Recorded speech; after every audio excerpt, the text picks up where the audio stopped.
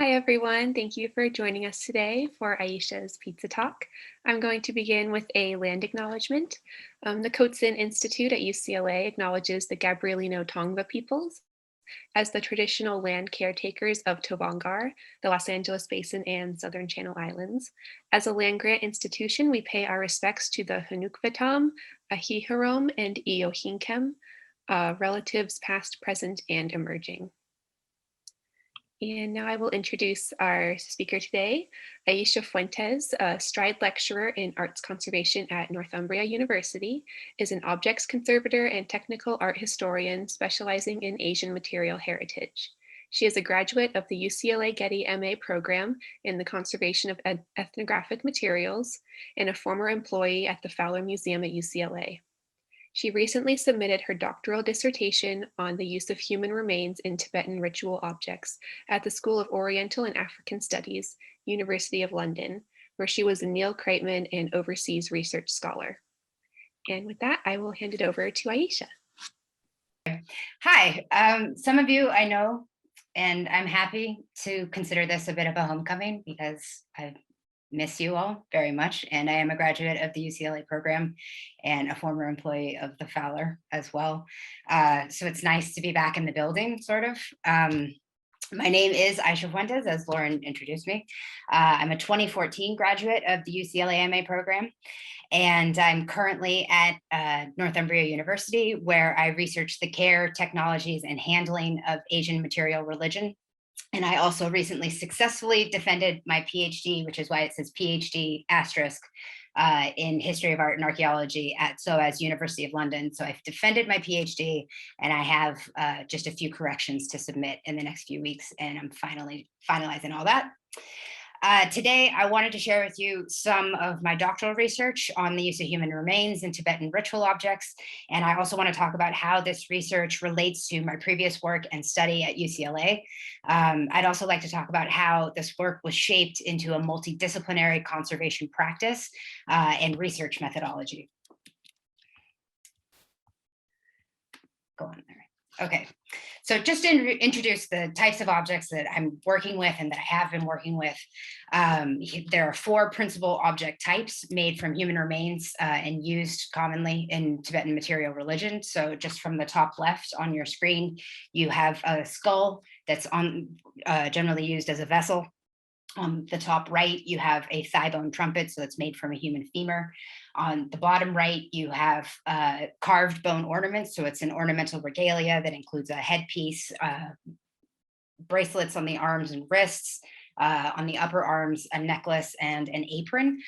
So it's a set that you wear, and that's also made from carved human remains. And then a double-sided skull drum, which you see on the bottom left here.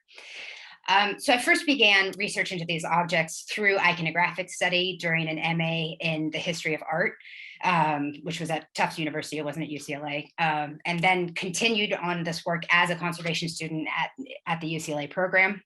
And in fact, it was one of the most attractive things about the UCLA conservation training program was the specialist expertise that I had access to for realizing this project, including the Coatzin's own Tom Wake and Wendy Teeter, who were both very, very helpful for learning, for teaching me to distinguish human bone as a substrate for cultural objects.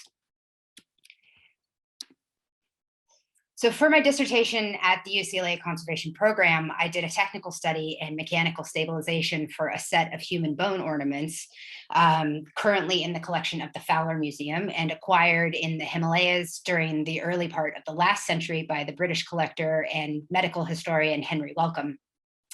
During the study, I documented the object's condition and materials, as well as evidence for tool use and technical choices made during fabrication or repair.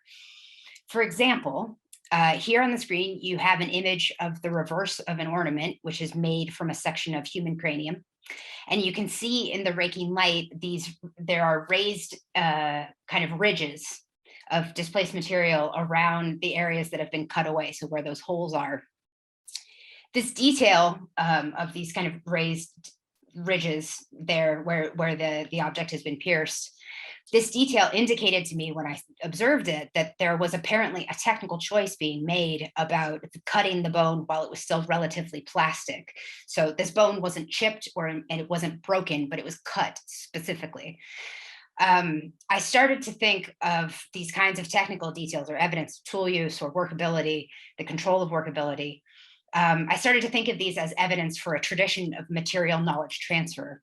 So not only did the fabricator know what this object was supposed to look like, they also understood how to control human bone as a substrate in order to realize that design. So I started to think, how did such a person know how to control the workability of the substrate? How did they learn these skills? What values or narratives sustain that technology? What material resources are required for its practice, and how are these related to regional identities? The other thing that shaped my understanding of these objects was my firsthand knowledge of their use, circulation, and continued production within the region. As part of my training at UCLA, I was lucky enough to work internships amongst various Buddhist communities, including at the Department of Culture in Bhutan, where this photo was taken, and where I learned about the care, handling, and conservation of this material heritage from the perspective of practitioner communities, and in relation to local knowledge, social values, and resources. As a result, I started to think about the ways in which conservation practice could be used to facilitate material knowledge exchange or the documentation of technical traditions, so traditions of object making. At the same time, I began to understand the limitations of conservation as I had learned it, as of those methods for engagement and its inherent Eurocentricity. These considerations form the basis for my doctoral research, which I started in 2016 at the School of Oriental and African Studies, or SOAS, at the University of London. At SOAS, I had support to work in a very interdisciplinary way. I combined technical examination of objects, of Tibetan objects in UK collections with iconographic study and ethnographic work across the region, as well as access to regionally specific expertise in relevant languages, Buddhist and Tantric studies, and Tibetan cultural history, which are specialisms of SOAS. In my first year of doctoral research, I applied my conservation training in visiting a number of UK collections with Tibetan materials, so including the British Museum, the Pitt Rivers Museum at Oxford, the Wellcome Collection, and the V&A. On these trips, I documented the objects, I made notes about their condition, their collection histories, their materials, and techniques. In my second year of study, and it's a pretty fast 4-year program that gets stretched into 5 with corrections and everything else, but it's 4 years of research, and that's it in terms of the PhD program. In my second year of study, I traveled for 11 months across the Himalayas within the Tibetan cultural region, sharing images of these objects on my phone, attending public rituals, and asking anyone who would answer a very simple and straightforward set of questions. What are these objects? Who makes them? How are they used? Sharing photos of museum objects that I had taken on those previous visits.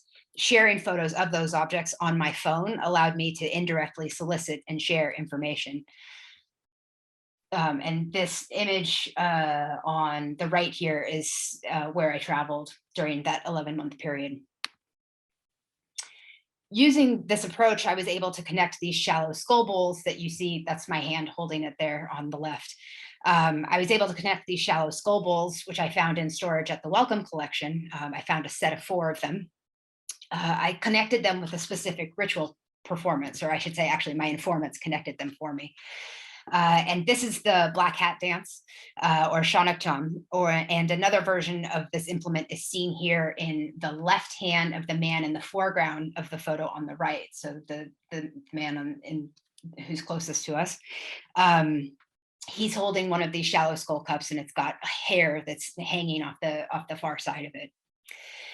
Furthermore, this is an archival photo that was shared with me by the Tibet Museum in Dharamsala when I went there to speak to them about my research. And through these kinds of informational exchanges, I was able to reconnect this object and its condition with its use, its seriality, and track its material changes in these instruments over the course of the 20th century and across the region.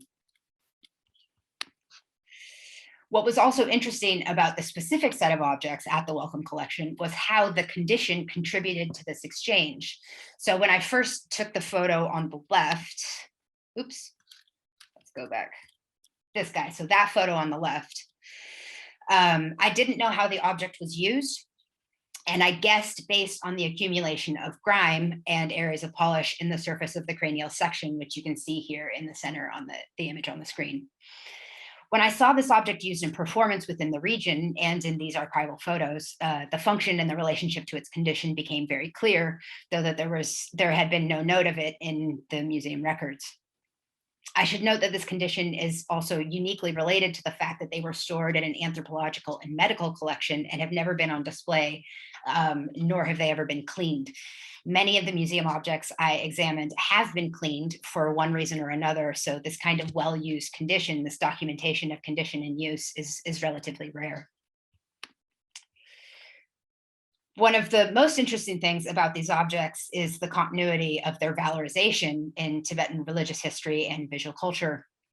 Often when I spoke with practitioners, they would contextualize these instruments through historical evidence for their use by repeating narratives of the life and practices of founding figures for Tibetan religious life.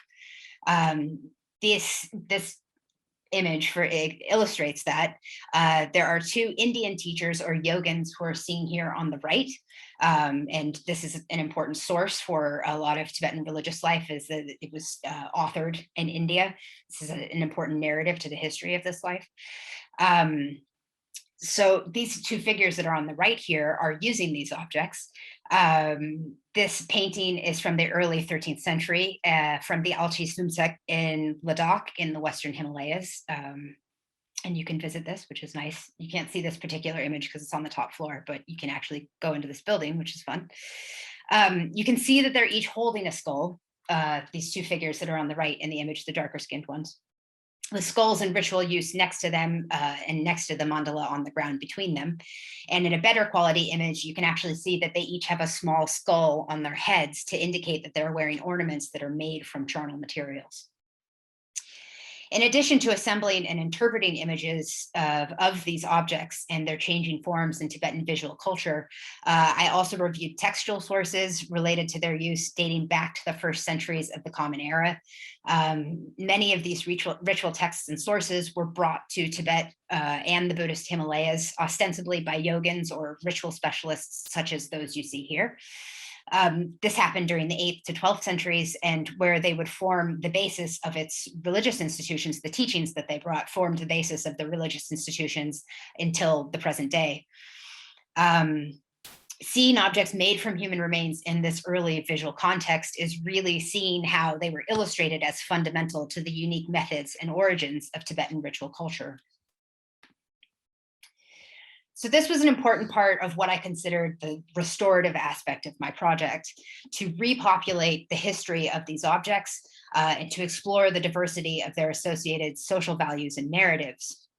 This was partially in response to non-practitioner sources and interpretive vocabularies, which I saw proposed and established through British colonial scholarship, such as this explanation by Lawrence Waddell from the late 19th century.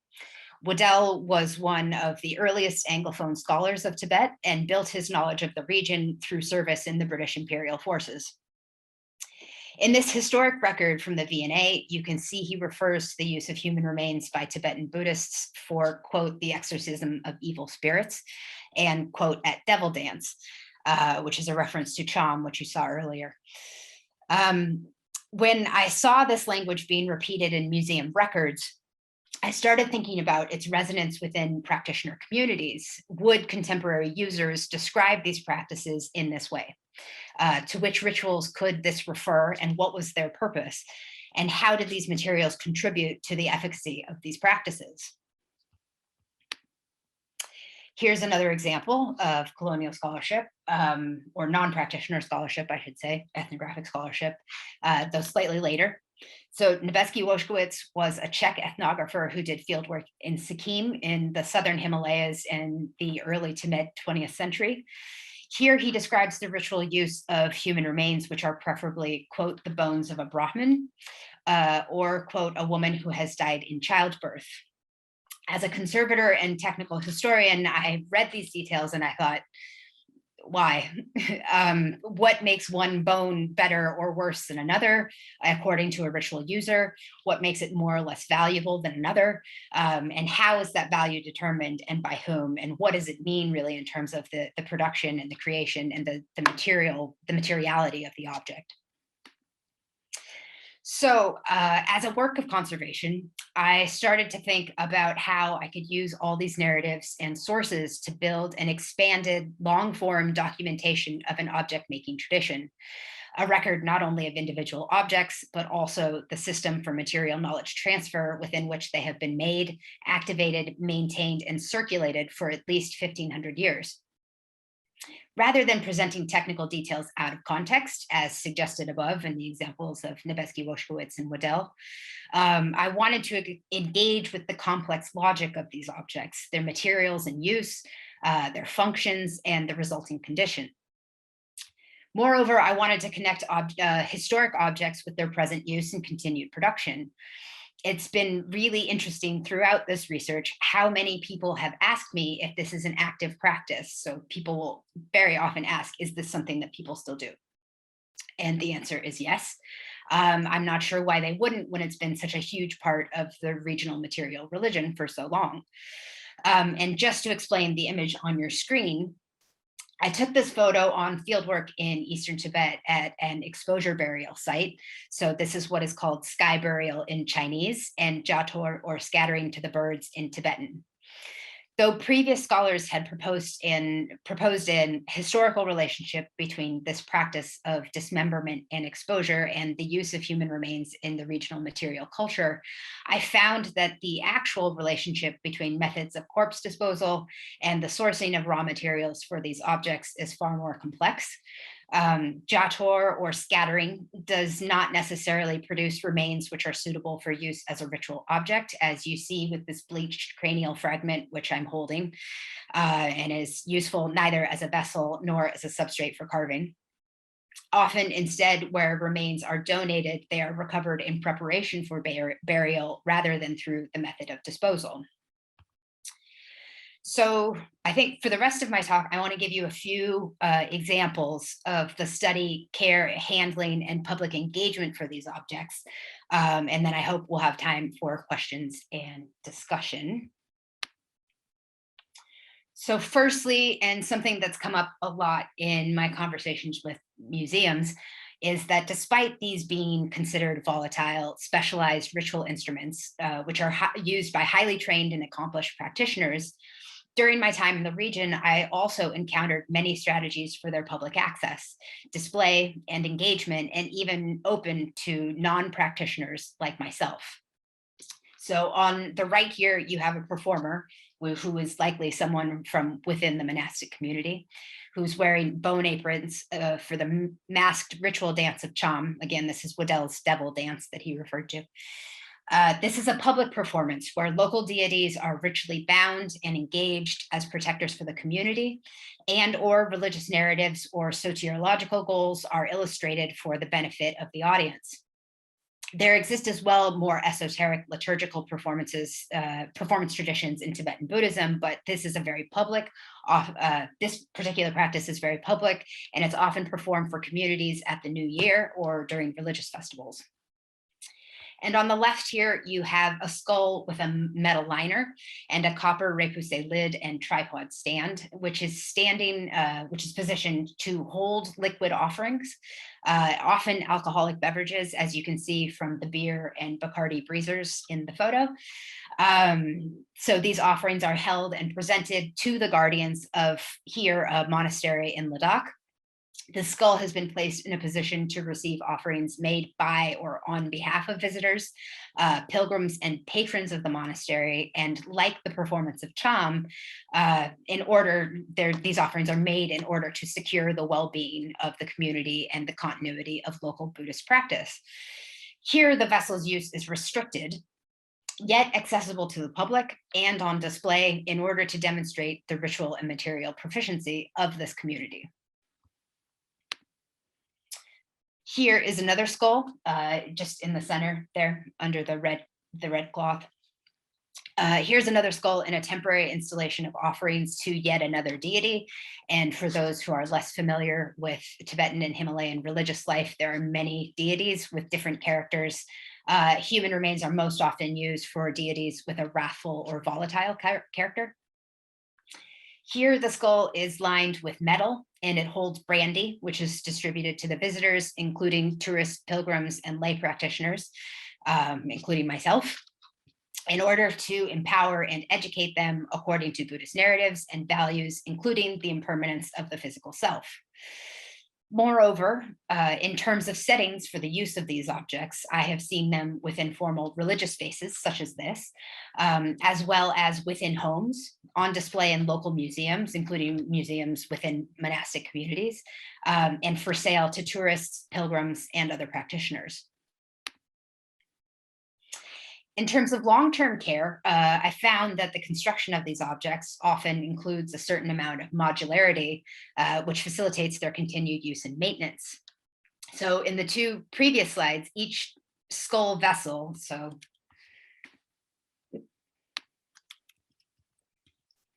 this one and this one, each skull vessel here has a metal liner in it to protect the interior and the sides of the vessel. On the left here, you can see the kind of wear these objects can accumulate through ritual use without such a feature, where the interior cortical layer of the skull is severely eroded due to mechanical damage. In addition to holding or dispensing ritually enhanced materials, skulls can also be used to prepare them, which can sometimes involve compounding and vigorous mixing. And this type of damage is mitigated by a metal liner, such as you saw in the previous objects. And on the right in this photo, you have a selection of kangling, or thigh bone trumpets, on display in a museum at an educational institute within a monastic complex. On the left in the photo, you have an unadorned instrument, so just a human femur. Center an example with a thermoplastic resin at the mouthpiece and bell. And to the right, with a leather covering hand stitched over the bell, and that is the condyle or kneeward end of the thigh bone, and a leather plated tassel attached to it. It had been explained to me by practitioners that these coverings at the mouthpiece and bell are to protect the more valuable bone as sacrificial layers and can be replaced as needed. However, and this is an important caveat for everything that I have observed and repeated here, there is more than one explanation for just about everything in Tibetan material religion. And this is contingent on a wide variety of factors, including the source and the individual's religious education, their experiences, location, and personal interests. This was something that became obvious to me very quickly in this research, and I really embraced it as an indication of the region's intellectual and cultural historical complexity, but also the social legibility of these objects. But nevertheless, it has to be said that one person's explanation was an exception to someone else's rule. And that happened for all of these objects. So this leather tassel on the bell of the thigh bone trumpet on the far right is, for some, method for binding volatile into intermediaries who are invited by the sound of this instrument during ritual practice. For others, that same tassel was a handle to facilitate transport for itinerant ritual specialists. And as far as I can tell, there's no consensus, but I actually enjoy the complexity. Okay, so here's another object. This is at the British Museum, and it has an interesting history that was pieced together through a combination of non-invasive analysis and practitioner insight. So this skull has been both inscribed and engraved with ritual formula. On the left, in the interior, you can see this arrangement of deity names written in red paint or ink. And on the right, though the vessel is upside down in this photo, the exterior has an engraved phrase related to ritual purification. And here's the same image using a de-stretch plugin on image J, which was a technique suggested by the very supportive British Museum staff. This skull was donated to the museum after it was acquired by a British collector in the last part of the 19th century. I first documented this object in September 2017, and though I had seen a fair number of skull vessels by this point, those with text are relatively rare. During fieldwork, I showed these images to many of my informants across the region, and few of them had seen anything like it. So I knew that at least that this wasn't a common preparation for a skull. On examining the object, however, I also became interested in the groove that you see cut around the exterior and along the rim. You see that in the photo on the right there, as well as an area of loss along one side, which you can see these guys. Sorry about that, which you can see a little bit closer in this photo if you look in the bottom left-hand quarter of the skull as you look down into the text. So I looked at this damage, as well as the sharp mark in the front, which is just above the text. And again, this is in the photo on the right. And there's a sharp kind of wedge-shaped mark between the incised groove and the edge of the vessel. So after a limited response on fieldwork, I sent these images to a few more specialists, and finally, by chance, came upon the suggestion that it was used for a type of ritual where a skull is prepared, often through inscription, and then sealed and stored, possibly even buried. This can be done to contain something harmful, for example. This type of practice, where a vessel is ritually sealed, seemed consistent with the construction of this object, especially this rim that had been carved around the edge, and the nature of its text, as well as the mechanical damage and losses which suggest that the vessel may have been opened by force. I can't say at what point this may have happened, since there is a limited record of this object's provenance or acquisition. Furthermore, after fieldwork over the summer and fall of 2019, I was able to work with the British Museum staff and colleagues within the UK-based Tibetan community for a recent exhibition about the ritual and material traditions of Tantra. So in conversation together and collaboratively, we were able to make recommendations on the handling and display of these objects, including this inscribed skull, which went on display. And we made these recommendations according to practitioner custodianship and its function as a liturgical vessel. So you can see here that there are grains of rice in the skull in its display case, and this is consistent with what had been explained and demonstrated to me within the region for the proper treatment of Tibetan Buddhist liturgical vessels, regardless of the material. So whether it's made of metal, whether it's made of whatever it's made out of, it has to be treated in a similar way. These auspicious materials, the rice, flowers, dried fruit, help to maintain the ritual efficacy of the object when it is turned up and empty. So correct storage would either be turned up with something in it in order to maintain that function, or turned down. That's also acceptable. Okay, here's another interesting technical note, and this comes from my research, my MA dissertation at UCLA. The modification, reconstruction, and reuse of ritual instruments is also fairly common within practitioner communities and historical trade networks. So objects can be modified in order to reuse valuable materials or resources, to make repairs, or to sell or gift them. And modification isn't necessarily a result or indication of the object having been displaced from its ritual application into a museum collection, though it can be.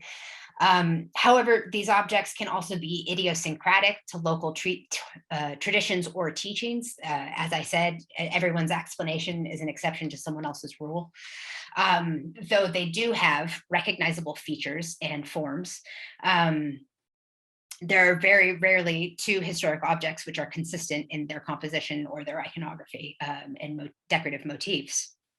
So here, for example, is the apron from the Fowler, which was collected in the Himalayas in the early 20th century, and which I treated and studied for my MA in conservation at UCLA. And you can see along the top, there are plain rectangular sections with carved skeletal heads. And here's a detail here. And I noticed when I did my examination of this object that many of the plaques exhibited evidence of having been rearranged or re-drilled for repair. So there was definitely evidence of restringing, of rearrangement, of pieces having been moved around, and of the object having been adjusted several times in its life. So here's another apron. This one's collected in 1923 and is now at the Brooklyn Museum. And this apron, and the object is called a karak in Tibetan. This karak has large decorative plaques with deity iconography, so images of deities, in the uppermost register, where the Fowler object had only these skeletal forms, these relatively simple forms and skeletal heads. So there you see that. Both the Fowler and Brooklyn Museum objects show evidence of multiple carving campaigns, restringing, repair, and pastiche, which is characteristic to these objects. And this image, for example, if you want to look, shows no fewer than 3 separate carving campaigns. I have seen similar assemblies and evidence for pastiche in objects which are held by practitioner communities and monastic institutions within the region as well. From a curatorial perspective, this type of dynamism can make it very hard to establish the overall age of the object. But as a technical historical observation, it's fairly characteristic of the care, production, and handling of material culture in Tibetan and Himalayan religious life. This dynamism is also evident in the material choices and innovations of regional techniques for bone carving.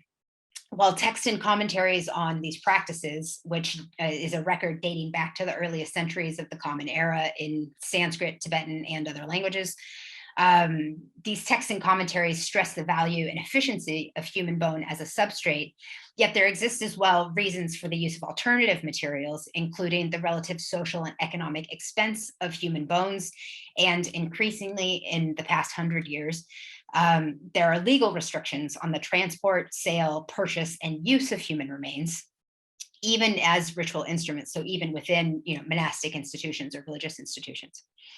Alternative substrates for these instruments have come to include plastic, plaster, ceramic, metal, and animal bone. However, it can also be seen that the use of these alternative materials has facilitated changes in carving techniques and iconography for the objects, figures, and motifs. So here on the left, for example, you have a large flat section of a carved animal bone, which has been shaped through low relief carving and piercing. And on the right, you have the type of volumetric forms, which are more easily rendered into a human femur that has a density and workability that is similar to ivory, though this latter substrate, so ivory, is very, very rarely used.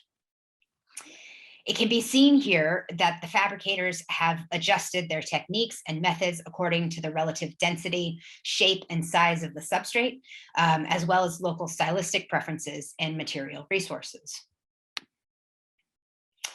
Moreover, this type of innovation can be understood to encourage the broader circulation of these objects, which are nevertheless still being produced, and mostly in the Kathmandu Valley, from which they are circulated across the Buddhist world, both intra-regionally and globally. This type of technological dynamism also illustrates what I like to call the reciprocal legibility of these objects, where the criteria for their efficacy includes the ritual skill or the skill of the ritual performer, as well as the audience engaged through practice, rather than the material integrity alone. So in other words, it has been explained to me by a number of practitioners that a skilled ritual practitioner can do more with a coconut shell painted to resemble a skull, such as you see on the screen, than an inexperienced or poorly trained practitioner who has a valuable skull but doesn't fully understand how to control or activate it. I moreover found textual evidence that this, and a coconut shell specifically, was an acceptable substitution for ritual use of skulls in these tantric traditions, at least as far back as the 11th century. So through the technical material-based perspective of my research, I was able to make several distinctions about the ways in which human remains are used in Tibetan and Buddhist material religion. So for example, throughout this presentation, I've been using words like object and instrument to describe these materials. This is a very specific vocabulary choice based on cultural history and ritual use, as well as their function and value within Buddhist material religion. Though these objects are fabricated from human remains, the skull vessel, thigh bone trumpet, bone ornaments, and skull damaru, the double-sided hand drum, are not, for example, relics. Relics are a very large and extremely important material category in Buddhist cultures, including not only corporeal remains, but also texts, oral teachings, clothing, and other objects which have been in contact with an accomplished practitioner or originate with a Buddha. Relics are not, however, subject to a process of material skill in their construction in the same way that these instruments I've been discussing here that are made from human remains have been modified to perform a repeatable function. At the same time, the ritual objects presented here do not represent a form of secondary burial, as seen, for example, in the production of clay votive figures called tsatsa, which you see in the photo here, and which can incorporate human remains and cremation ash. These funerary objects are placed at ritually or historically significant sites where they naturally weather and decay in order to accumulate spiritual merit on behalf of the deceased or their community. Though modified through a process of skill, like relics, these tsatsa do not perform a repeatable function. At the same time, and as I've tried to indicate in my discussion, there is a limit here to the perspectives of scientific materialism that tend to dominate conservation and technical art historical methodologies. So throughout this research, I've been made aware on numerous occasions of certain epistemological biases that are present in the discourse, including Eurocentricity, an emphasis on linear time, and concepts of authenticity, which are centered on material integrity rather than methods for engagement. On the screen here, I have an example that I feel illustrates this to some extent. Most of the skull drums that I have examined have goat skin as the drum head, for example, and it's recognizable from its characteristic follicle patterns and confirmed by textual and local sources.